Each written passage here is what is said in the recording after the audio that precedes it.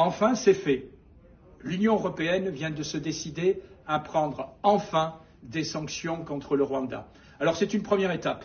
C'est une première étape, mais après le vote de cette résolution pour laquelle on s'était battu au Parlement européen, qui condamnait clairement le Rwanda pour l'agression et les pillages qu'il fait depuis des années en République démocratique du Congo, eh bien, le Conseil européen vient ce lundi de décider de prendre des sanctions très claires contre une série de responsables de cette agression et surtout aussi contre la société qui commercialise le minerai volé en République démocratique du Congo et acheté par l'Union européenne.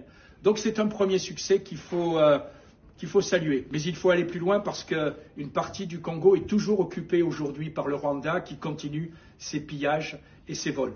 Alors il faut exiger le plus rapidement possible le retrait de toutes les troupes du Rwanda, des territoires congolais qu'ils occupent avec leur milice, le M23. Il faut aller plus loin parce que désormais, il faut arrêter cet accord entre l'Union européenne et le Rwanda, où l'Union européenne, jusqu'à présent, achetait ces minéraux volés. Et puis, il faut aller plus loin aussi en désignant le vrai responsable, M. Kagame, et en prenant des sanctions très clairement contre son équipe.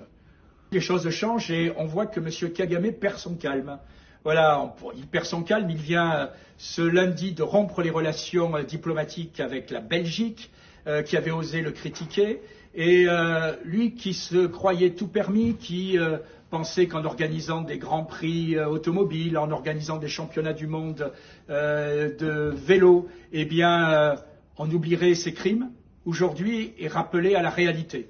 Alors, il faut tout simplement que le Rwanda respecte ses voisins, et cette première vague de sanctions est un bon signe, mais il faut continuer, ou alors tout simplement il faut que le Rwanda, le plus vite possible, revienne à la raison et que la paix revienne dans la région. En tout cas, vous pouvez compter sur notre insistance et notre volonté de ne rien lâcher et de continuer nos efforts.